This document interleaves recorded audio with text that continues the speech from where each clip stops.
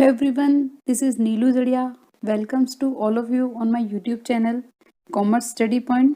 तो आज हम बीकॉम फाइनल ईयर के सब्जेक्ट ऑडिटिंग के चैप्टर 1 को कंटिन्यू कर रहे हैं।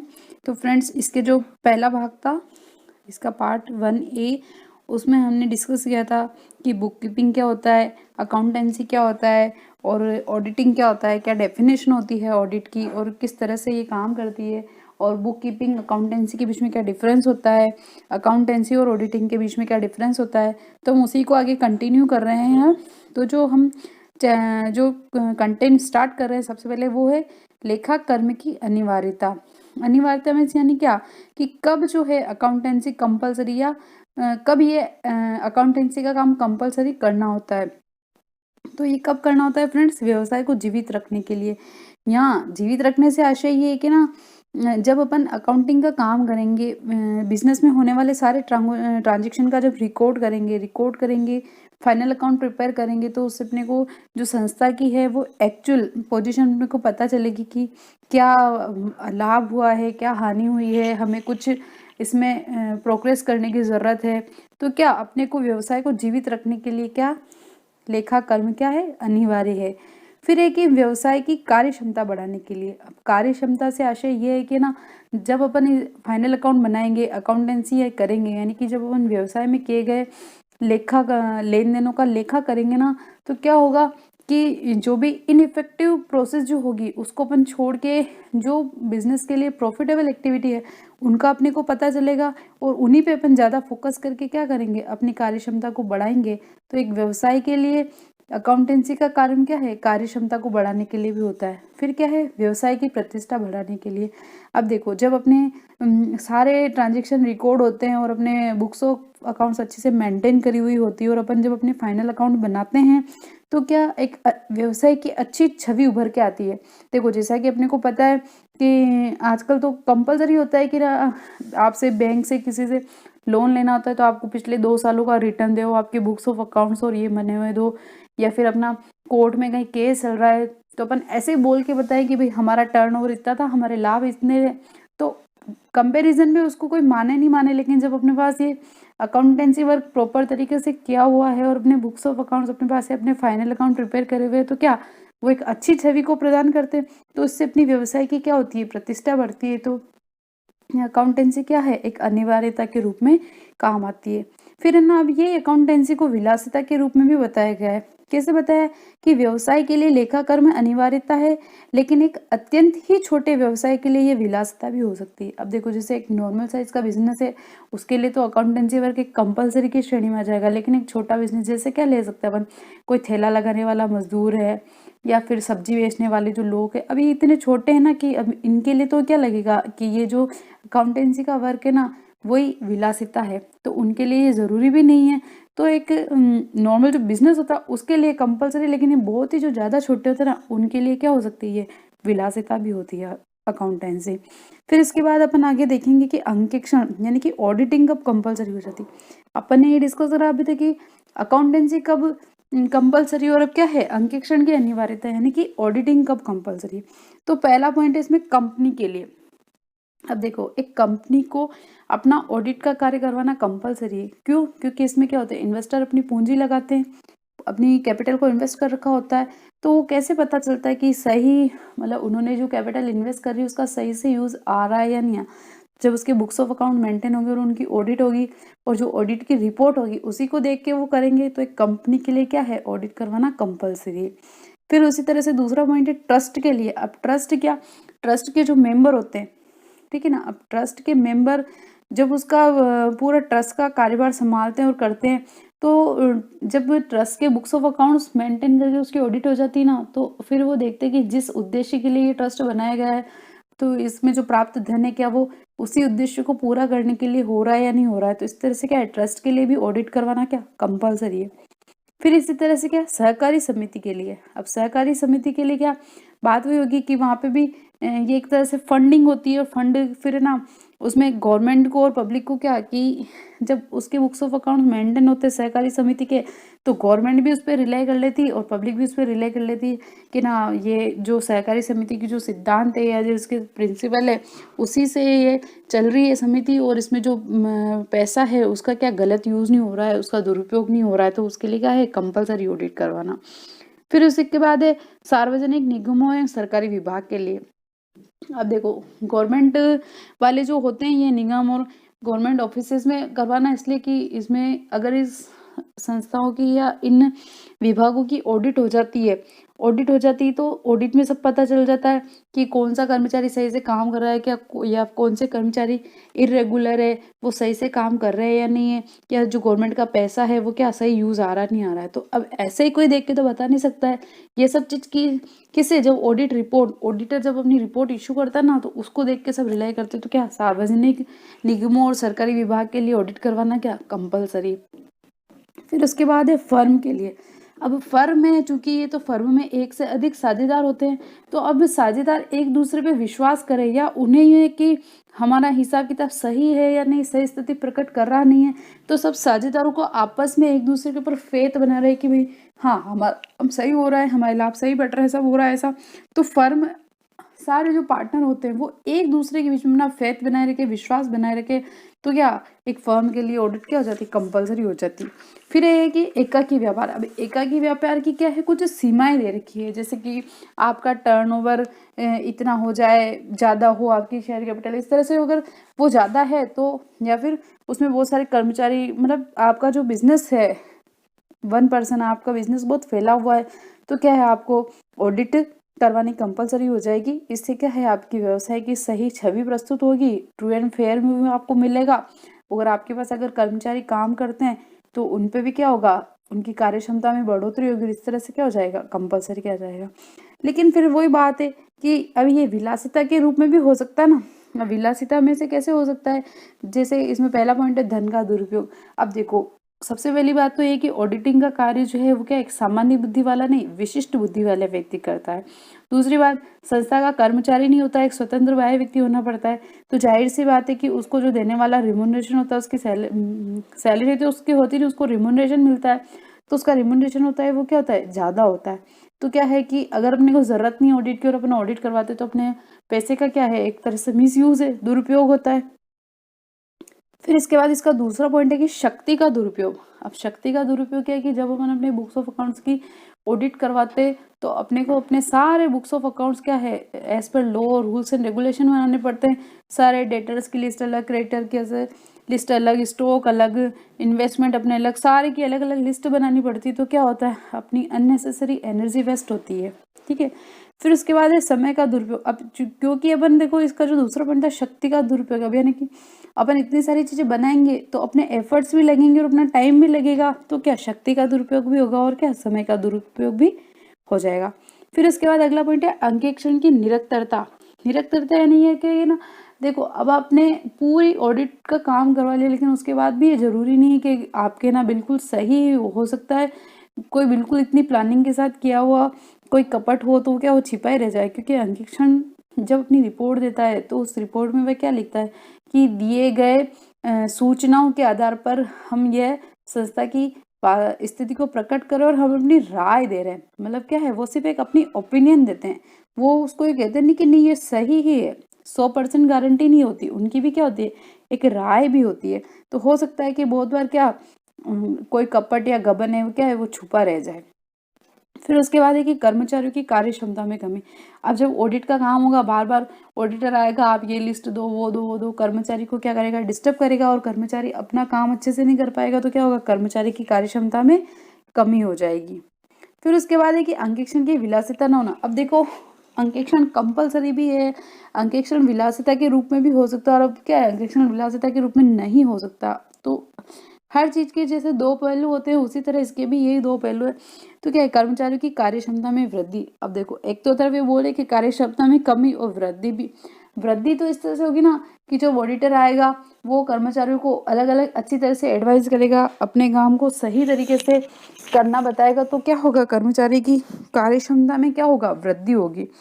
फिर है कि प्रक्रियाओं की कार्य क्षमता में वृद्धि, यानी कि किसी भी ट्रांजेक्शन को रिकॉर्ड करना या जो कोई वीकनेस होती है बिजनेस में अपने आर्थिक व्यवहार नीतियाँ, प्रक्रिया जो प्रोसेसर होते हैं उनमें कोई अनिश्चितता होती है तो वो क्या होता है, सुझाव देता है और उसको कार्यक्षमता बढ़ाने में सुझाव देता है। तो जो प्रक्रिया होती है उसकी क्या होती है, कार्यक्षमता में वृद्धि होती है। फिर अगला है कि प्रबंधकों की कार्यक्षमता में वृद्धि। अब देखो, प्रबंधकों की कार्यक्षमता में वृद्धि से आशय है कि जब पता है मैनेजमेंट को कि ना यहाँ पे बुक्स ऑफ अकाउंट्स की अपनी ऑडिट हो रही है, तो मैनेजमेंट क्या करेगा, अच्छे से काम करेगा। अच्छे से काम करेगा तो जब अच्छे से काम करेगा तो ऑब्वियस है कि उसकी कार्यक्षमता में क्या होगी, वृद्धि होगी। फिर होगी प्रतिष्ठा द्वारा कार्यक्षमता में वृद्धि। अब प्रतिष्ठा क्या, जैसे अपन ने भी करा था कि जब बुक्स अकाउंट्स अपने मेंटेन होते हैं, अकाउंटेंसी वर्क प्रॉपर तरीके से होता है, तो क्या होता है कि वह एक संस्था की अच्छी छवि, प्रतिष्ठा बनाए रखता है और अच्छी छवि को प्रस्तुत करता है। तो जो प्रतिष्ठा होती है उससे उसकी क्या कार्यक्षमता में वृद्धि होती है। क्या, सारा विभाग एक जैसे, अब जैसे क्या होती है, बैंकिंग कंपनी होती है, इंश्योरेंस कंपनी होती है, इनकम टैक्स डिपार्टमेंट, ऐसा कुछ होगा। तो ये क्या है कि जब इनकी ऑडिट होती है तो क्या एक अच्छी छवि प्रदान करते हैं, उससे क्या होता है, व्यवसाय की प्रतिष्ठा बढ़ती है। फिर उसके बाद बता रहे कि प्लांट एवं मशीन की कार्यक्षमता में वृद्धि। अब देखो, प्लांट एवं मशीन की कार्यक्षमता क्या, ऑडिट भी अलग अलग तरह से होती है, जैसे कॉस्ट ऑडिट, स्टेटरी ऑडिट। तो जब कॉस्ट ऑडिट अपन करते हैं तो उसमें क्या है कि मशीन जितना अपना उत्पादन हो रहा है, जितनी लागत लग रही है, तो क्या करें, लागत लेखा अंकेक्षण करके कॉस्ट पर यूनिट को अपन कैसे कम कर सकते हैं और किस तरह से मशीनरी का अच्छे से उसको सही यूटिलाइज कर सकते हैं, जिससे अपना प्रोडक्शन क्या हो, बढ़े और कॉस्ट कम हो और क्या हो, प्रॉफिट बढ़े। तो फिर होता है कि तुलना द्वारा कार्यक्षमता में वृद्धि। अब क्या होता है कि कंपैरिजन होता है। कंपैरिजन में तो कि जब अपन सारे हिसाब किताब या जब सारे ट्रांजेक्शन रिकॉर्ड करते हैं तो है ना, ऑडिटर का काम क्या होता है कि एडवाइस देना। एडवाइस देना यानी कि पहले आप ऐसा करते थे, अब आप ऐसा करो। तो किसी दो चीज में कंपैरिजन करके आपको क्या, वो उसको बढ़ाने के लिए प्रेरित करता है, उद्देशित करता है। तो क्या होता है कि तुलना द्वारा कार्यक्षमता में वृद्धि होती है कि पहले कम था अब ज्यादा हो जाएगा। इस तरह से क्या होगा, कंपेरिजन करके हो जाएगा। फिर अगला जो पॉइंट अपन डिस्कस करेंगे वो है कि ना, अंकेक्षण के क्या उद्देश्य क्या है। अंकेक्षण के उद्देश्य क्या है, तो सबसे पहला जो इसका उद्देश्य वह है अंतिम खातों की सच्चाई एवं शुद्धता की जांच। अब इससे क्या मतलब है, देखो अंकेक्षण का काम क्या होता है, फाइनल अकाउंट्स को चेक करना और उसकी क्या एक्यूरेसी को वेरीफाई करना। तो क्या है, अंतिम खातों की शुद्धता की जांच है ये। फिर इसका दूसरा पॉइंट है कि अशुद्धियों का पता लगाना, यानी कि जो अकाउंटेंट ने जो बुक्स ऑफ अकाउंट्स प्रिपेयर किए, जो फाइनल अकाउंट बनाए हैं, वो सही है या नहीं, या उनके अंदर कोई रेक्टिफिकेशन ऑफ एरर वगैरह है, तो उनको क्या करना, पता लगाना। फिर उसके बाद है कि कपट का पता लगाना। कपट यानी कि देखो, क्योंकि ये एक विशिष्ट बुद्धि वाला व्यक्ति करता है और स्वतंत्र व्यक्ति ऑडिट का काम करता है, तो वो बुक्स ऑफ अकाउंट्स मतलब इतना वो चतुर होता है ना कि अगर आपने प्लानिंग के साथ भी कपट किया हुआ होता है तो वो क्या करता है, उस कपट को ढूंढ सकता है। तो क्या, कपट का पता लगाना। फिर एक कपट और अशुद्धियों को रोकना। फिर वो क्या करता है, जो कंपनी होती है उसको वार्न करता है कि देखो आप कपट या जो अशुद्धि है आपकी जो ये है, इसको रोको। नहीं रोकोगे तो हम हमारी रिपोर्ट को क्या करेंगे, क्वालिफाई करेंगे। और क्वालिफाई करेंगे तो क्या होगा कि अपने जो व्यवसाय की संस्था की जो छवि है वो मार्केट में बिगड़ेगी। तो क्या होगा, इस तरह से कपट और अशुद्धि को क्या होगी, रुकेगी ऑडिट वर्क से। फिर अगला पॉइंट इसका, प्रबंधकों को सलाह देना, यानी कि किसी भी काम को किसी और अच्छे तरीके से करने के लिए, किसी कार्य को करने या न करने के लिए मैनेजमेंट को ऑडिटर क्या देता है, अच्छी सलाह देता है, कंसल्टेंसी देता है, ताकि क्या हो, और अकाउंटेंसी का वर्क और बिजनेस क्या हो, अपनी ग्रोथ करे और प्रॉफिट क्या बढ़े। फिर उसके बाद है कि कंपनी के सही वित्तीय स्थिति का पता लगाना, यानी कि एक्चुअल पोजीशन की कंपनी प्रॉफिटेबल है या लॉस मेकिंग है, जो भी है क्या है, उसकी एक्चुअल पोजीशन का पता लगाना। फिर उसके बाद अगला पॉइंट है अंतर्राष्ट्रीय अंकेक्षण तथा आश्वासन मानक मंडल के जो कुछ ऑब्जेक्टिव होते हैं। देखो, जो ऑडिटर जो ऑडिट करता है ना, उसके लिए कंपलसरीली इंटरनेशनल अकाउंटिंग स्टैंडर्ड जो बोर्ड है उसके कुछ ऑब्जेक्टिव है वो आपको फॉलो ही करने पड़ते हैं। कि सारे जो एसेस होते हैं, स्टैंडर्ड ऑन ऑडिटिंग एस जो होते हैं अकाउंटिंग स्टैंडर्ड, उन सबको क्या करना पड़ता है, पूरा करना पड़ता है। उसमें जो ऑब्जेक्टिव दे रखे होते हैं वो क्या करने, पूरे करने पड़ते हैं। और ये सब काम करने के बाद क्या होता है, ऑडिटर जो है उस फाइनेंशियल स्टेटमेंट के लिए अपनी क्या देता है, ओपिनियन देता है, क्या अपनी राय प्रकट करता है। तो ये क्या होते हैं, अंकेक्षक के उद्देश्य होते हैं। फिर उसके बाद है कि भाई ये सब हो गया, उद्देश्य भी अपन ने पूरा कर लिया।